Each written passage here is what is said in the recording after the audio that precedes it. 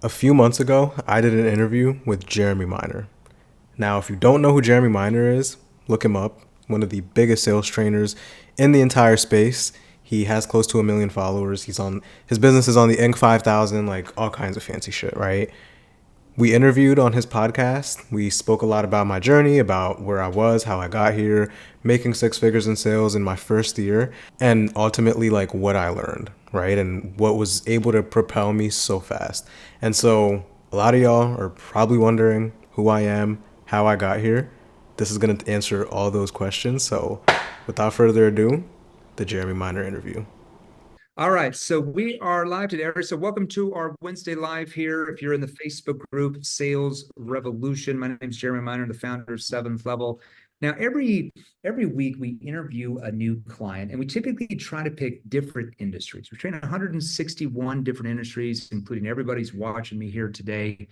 And we go live and we talk about, really what changed for them. So, there's certain levels, like we want salespeople we're interviewing that have gotten to certain closing percentages and skill levels they developed that now have gotten them up to the top, 10% in their company or the top 5%, the top 1%. They could be the number one salesperson in their company. Heck, some clients we've gotten here to like literally the top salesperson in their industries or the top 1% industry. So every week we're going to interview a new client in here. So make sure you tell us who you are right when you right when you get on here. Welcome, Laura. Welcome, Mohammed. Welcome, Mark. Conan there, right? Or I don't know if I'm pronouncing your name right. Laura Metzger here. Hey, you were 7th level. Tom Cavavo. Now, when you get on here, when you're on the live right now, I want each of you to post hashtag live. So if you're on the live right now, go down to the comments section. I see you on my phone here, and I want you to post hashtag live. So I'm watching you here, guys. I'm watching you. Who does this? So on the phone, go down to the comment section, post hashtag live if you're on the live. And if you're on the replay, I want you to post hashtag replay. Okay. So if you're on the live, post hashtag live, replay, post hashtag replay. Now, in case you just started, you just joined the Facebook group. Like I said, I'm Jeremy Miner, the founder. Seventh Level is a sales training organization that helps salespeople exactly like you. Just watching us right here.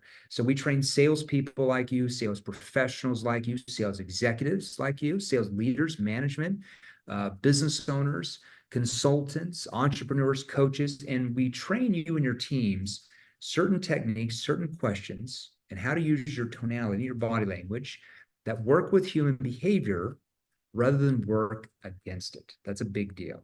Okay. Now, today we're going to interview a client that, has only been here with us a year. Sometimes we interview clients that might have been here for 5 years. I've done that before. Sometimes I interview clients that have been here a year. Sometimes even interview a few clients that have only been here for 90 days. And we're going to talk about the skills that they have developed and what those skills have really done for them in their sales career to help you, to inspire you that you can acquire those skills as well once you get the training necessary to get to that level. Okay, so whether you want to make more commissions or get a higher base salary because you sell more, perform more, or maybe you want to get promoted, selling ability is going to affect whether you can do that or not, your sales skills. Okay, now this week we interview this gentleman here, Nick. How are you, man? I'm good. I'm good. Good. All right, I got to ask you. I recognize you because you're an advanced. You're one of our advanced inner circle clients, and usually, our advanced inner circle program is a 6 month program. We do have a 12-month version as well. A lot of people are in, but sometimes, after about 3, 4 months, I start seeing less and less of those inner circle clients. Then all of a sudden, I start seeing big testimonials about the success they've had, and they're like, "Hey, I've got this down." And sometimes it takes some people a little bit longer. But how long have you been in Inner Circle now? I joined Inner Circle at the beginning of this year, so January, like 6 months. About 6 months. You're in a 6 month program. Okay, that's good. Now, let's go back. So why don't you tell everybody what you actually sell? Let's start there. I know you're with something with YouTube. Yeah, so I'm in the high ticket coaching space, right? So it's like a business opportunity, teaching people how to make money online on YouTube. It's like Okay, a little more complicated than that, but like it's a business opportunity. So it's like YouTube automation, right? yeah, yeah. So the company I work for, they teach people how to like put a team of freelancers together and then post videos on YouTube without showing their face and get paid from that. It's a very interesting, unique thing. All right, so you help people. maybe make a little extra income or have more time with their families through YouTube and stuff. Okay, we'll get into that. Now, is this your first sales job or did you sell something before? I mean, I've been on a couple offers, probably like two or three. So I haven't been on too many offers, but most of them were in this space of business opportunity So you've been selling this company for how long? Let's start there. since October. Okay, since October. Now, before you became a client, how did you sell? Before you knew anything about NPQ, before you became a client, because I think you started in our NPQ 3.0 program, right? Yeah. Okay. Yeah. So So before it's you got mhm. into that, how did you sell? I have to know.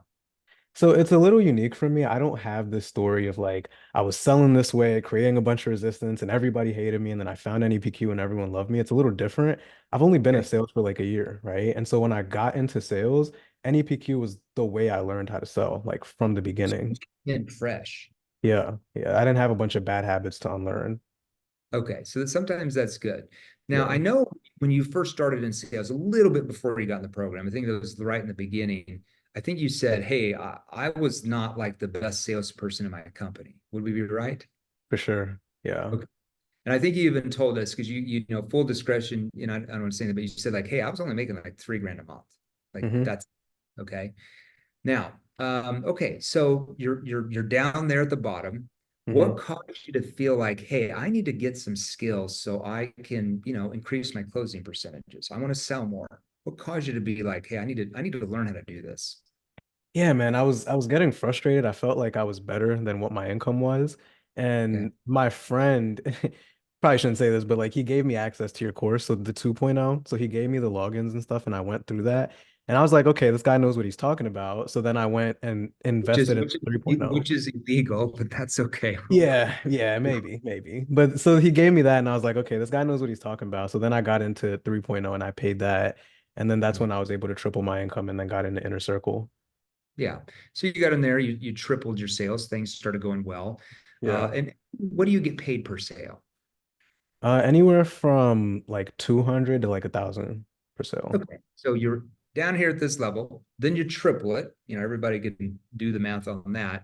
Hmm. Now you're making so you tripled sales. Then here's the question I have for you, because why did you not believe the lie that so many salespeople believe that they can just go through like, free content of Jeremy's on YouTube or IG? They just Mhm. go through the free content and put in enough reps and work hard and somehow just kind of magically figure it out. Why did you not believe that lie like some salespeople Yeah, do? man. So I did in the beginning, right? I did in the beginning. I was like, I could just like go through all this free stuff. I'll figure it out. And I was just getting really frustrated because like I wasn't making what I thought I deserved to make.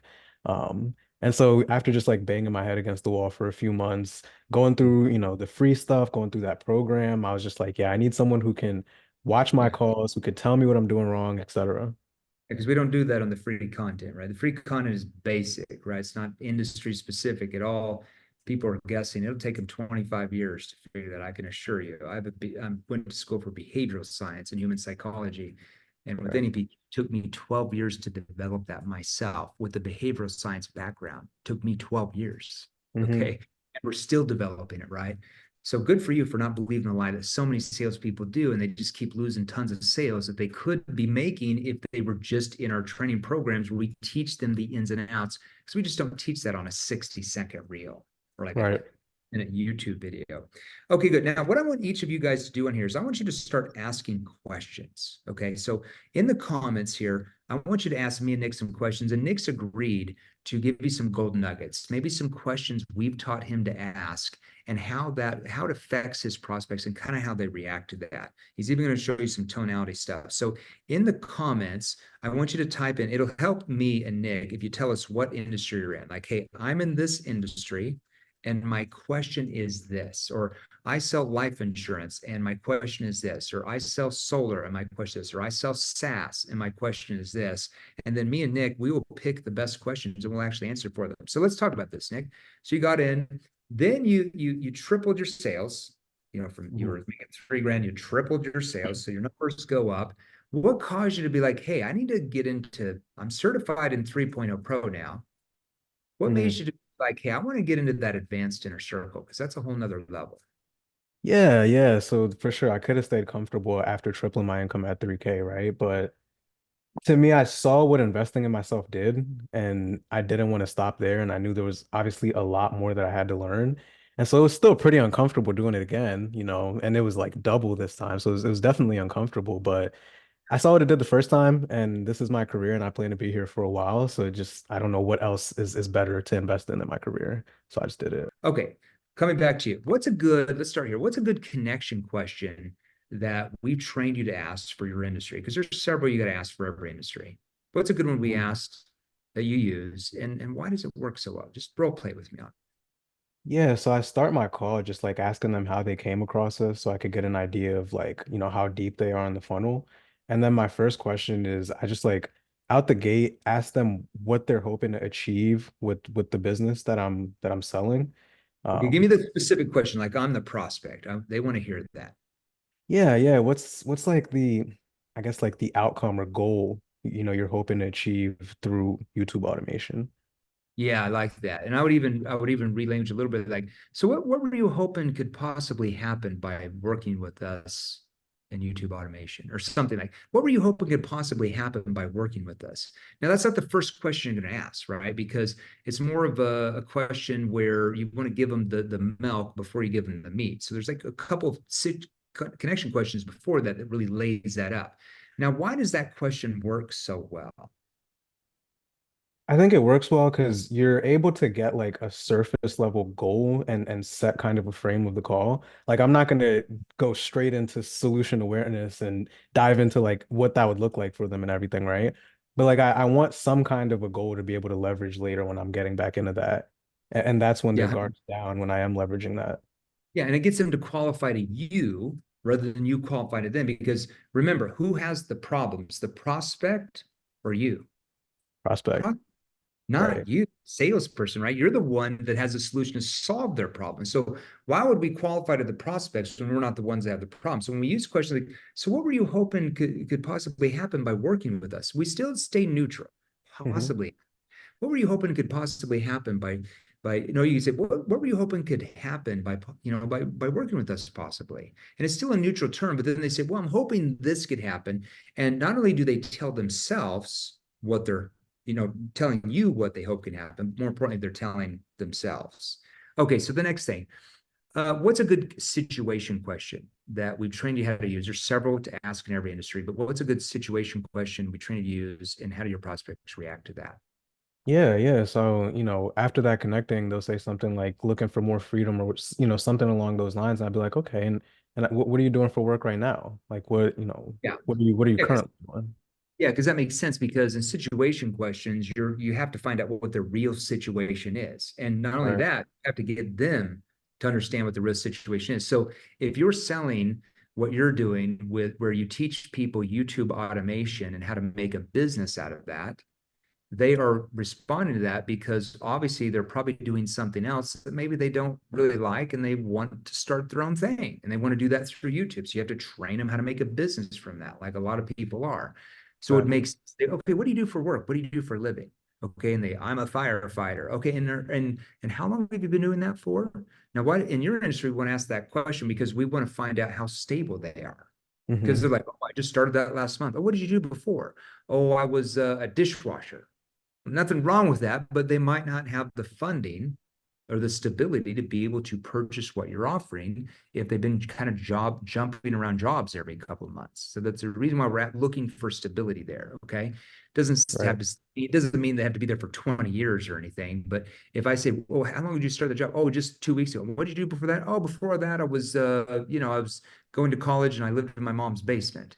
Well, that tells me that, hey, but they might not have the funding yet to be able to invest in my solution, so I might have to qualify. So it gives me there. Okay, so there's more questions. What about a problem awareness question? Because after you help them understand what the real situation is, then we need to help them start to build a gap from where Hmm. they are to where they want to be. And Hmm. we call those problem awareness questions. Give us a problem awareness question. Ask maybe the first one and why it works so well. Yeah, so I guess why not just like double down, as a firefighter and just like have a nice healthy retirement at 65 and just continue down that path? Like what has you wanting to go through the headache of starting your own business? Okay, and how do your prospects respond to that? they'll start, telling me the pain of their career. So something like, I don't like my boss, or I work so many hours, or I'm not able to be with my kids, something along those lines.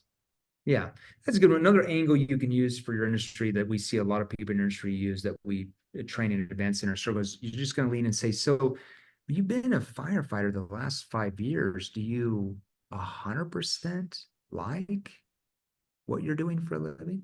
Yeah, that too. That too. Why do I say 100%? Why not just say, do you like what you're doing for a living? Because nothing's ever 100%, right? So like, of course, they're not going to say 100%. And Yeah, they'll they'll be like, well, probably, I like it. I wouldn't say it's 100%, not 100%. What don't you like? And then they'll, because yeah, you're exactly right. Because think about anything you've ever bought. You might have loved it the first day, that new car, but hmm 6 months down the road, a year later, you found what? Things you don't like. right. Think of think about people you've dated, or maybe you're somebody you're dating now. The first couple of months, they were like an angel who did no wrong, and then 6 months into it, you found some things you didn't like, and vice versa, right? Because we're humans, right? We're always going to find something we don't like, so we never like anything 100%. So when we just use that little thing there, so do you 100% like what you're doing for a living? Now that's different than saying, do you 100% like what you're doing for a living? Yeah, it's not bad. See, why do I need to verbal pace that question out rather than just saying it fast? Because you just sound robotic. You just sound, and I think pacing it out and just the way you ask the question is a lot more subtle for them to tell you problems. Because if you say it the way you said it the second time, it's like obviously this sales guy is trying to get me to tell him what I don't like so he could sell me, right? Yeah, it's an obvious question. And because you ask it too fast, it gives the prospect what? No time to internalize and think deeper about what you ask. So they give you a Right. knee-jerk surface level answer. Yeah, it's pretty good. And that's what you're going to get. But if I simply slow it down, so I mean, do you 100% like what you're doing for a living? What type of tone I'm using? It's kind of that like kind of on like concerned, like confused tone, right? And well, I wouldn't say 100%. What don't you like? And then they start to open up. Now, why is in Advanced Inner Circle, it's really all industry specific. Why do we teach you so much, even about interjecting? When you ask a question, prospect starts to ramble and go off in a different path. Why is, when we trained you how to interject with a clarifying question, what started to change in your ball game? Yeah, that's something that changed a lot. I was able to control the conversations a lot more. A lot of trainers will tell you to let the person ramble because they're getting their pain out, but they're in full control of the call if they're just rambling after one question. So it allows you to control the call better. Yeah, it makes them unorganized in their brain. They start to Right. ramble on, and then they'll step back, and after they talk for 3 minutes, they'll say, "Oh, can you tell me what you do now?" And hmm they're stuck, like they're just rambling on about nothing, and it causes them to have uncertainty because they lose focus. So I have to free. Oh, so just ramble on with me, like, oh, yeah, I'll role play it for everybody. So what do you do for work? What do you do for a living? I'm in high ticket sales Actually, and hold on. Let's go to a different thing. Like, act like you're one of your prospects. So, oh, do okay, you gotcha, gotcha.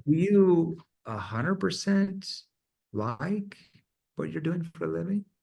It's okay. I'm able to have a little freedom in terms of time, but it's just not what I would want. I still have to go to the office every day. I still have to show up every day and answer to this boss, and I don't get to pick when I take time off, etc. So I don't like everything about it, but Besides the time constraints, what don't you like? I don't like having to show up every day and having to show up to an office every day. Wait, why? Some people like that. Yeah, I think just during COVID, I was able to have a little bit of like a taste of what the freedom of working from home is like. And I was able to Mm. spend more time with my kids and my family. And it just Mhm. hasn't been the same ever since. Like, I want that back. Know how many hours are they making you work every week in the office? Oh, shit, like 10 to 12 a day. So anywhere from like 50 to 60. And then Yeah. how long does it take you to commute there and back each day? It's like 30 minutes away. Okay, so you're spending about an hour a day just having to drive. Yeah. Okay, so besides just all that crazy drive time and 12 hours at the office, just so I can see the rationale, what's the main reason why you might be looking for your own business rather than just trying to find a job where you're working from home? Yeah, I mean, even if I have a job that I'm working from home, someone still controls my time, right? Like, I still have to be in front of my computer every day when they say. So it's Yeah. solving the wrong problem. Okay, so having that time freedom is important to you. Yeah, for sure. Why now though? Why not push it down the road like a lot of people would who never get out of their job? Yeah, man, I see my kids getting older. I see things changing and I don't want to wait until, until I'm not cool to them to make the change, right? Like I'm still cool to them, so I want to make it now. All right, so we'll just stop right there. But do you see how like who's controlling the conversation? You. But it doesn't sound like I'm like over controlling, like trying to manipulate, right? It sounds conversational, Hmm. right? Because I'm I using feel verbal like I'm cues. controlling it, right? You feel like you're controlling it, but I'm really see the way sales is you're the facilitator and you're taking this prospect, this person on this journey. And Hmm. they don't know where the journey ends. You know where the journey can end because you know the solution to their problems, right? So sometimes they take, I always said when I was in the trenches like you guys, I always said selling's like taking a person down the yellow brick road. And sometimes they go off that yellow brick road out into like the jungle and get lost. And it's your job to like reframe their way of thinking to bring them back to that yellow brick road toward the Wizard of Oz castle at the end. So that's why interjecting is so important. So when a prospect starts going off on tangents, you can just say, "Oh, and I wanted to go through that for sure, but I didn't understand when you said that it was causing you pain. How did you mean by that?" And you go back to something they just said and you ask a clarifying question, and immediately it reroutes their brain, their way of thinking back to where you need it to be for them and you. Because if you Right. let them keep on going where you have no control, I'm telling you, they're just going to info dump and then you're not going to know what to do. And they're going to then put pressure on you to start telling them about your product and service and your price points, and you will get crushed in sales. Okay, good job. What's another, and I got logged out of here, the Facebook group, so I don't see comments. What's another good, let's go to solution awareness, specifically the second half. What's a good question we've trained you how to ask to get the prospect to kind of really feel what that future is going to look like Yeah. once the two problems are solved? Yeah, so I like to paint a picture with my words, right? So I'll Mhm. ask them, let's say we are 6 months out. It's like the end of the year, it's December. You are making the 5 to 10K a month from home. Like how different do things look then compared to now? Like what does that change for you? Okay, and how do people respond to that? Why is that important for your space? Yeah, it's important because they need to see what success looks like, right? And so they'll start painting the picture for me. They'll say, I'm able to go to the park with my kids when they want, and I'm not super tired when I get home. I'm able to have date nights with my wife and things along those lines. Okay, so they start to see and feel what the future looks like, and they're Right. telling you.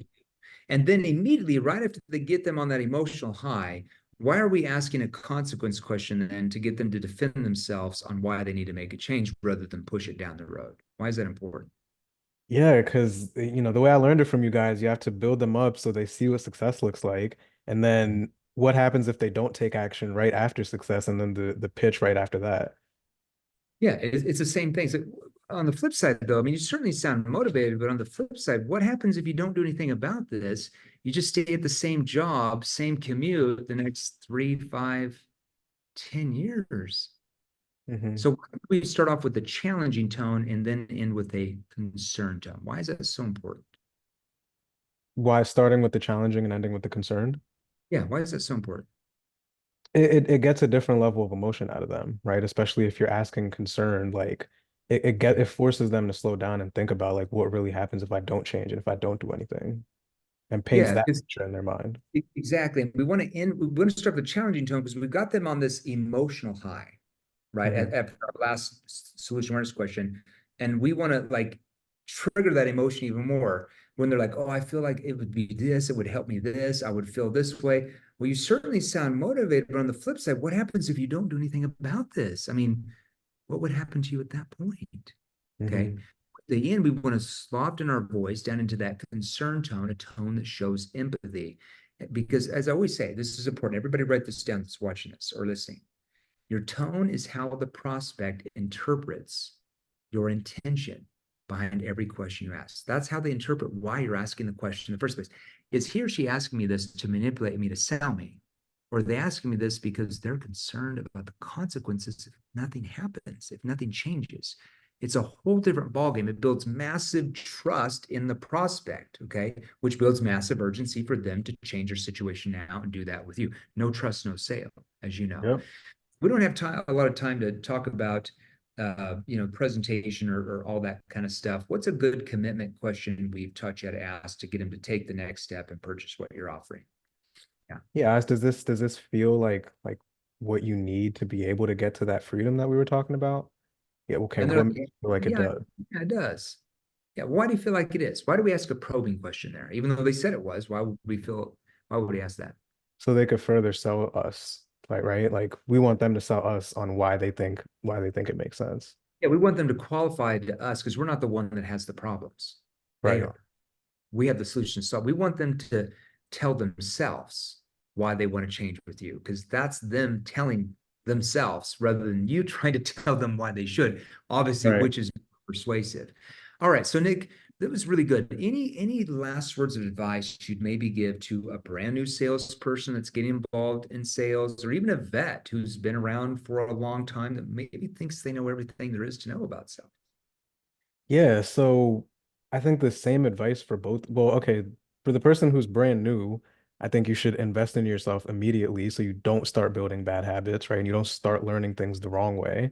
Yeah, what job can you get where you don't have an education before you start that job? Can you imagine an engineer like, hey, what do you do for a living? Oh, I'm an engineer. How many years did you go to school? Oh, zero. I'm going to figure out how to build bridges after I get the job. Hmm. It's not realistic, right?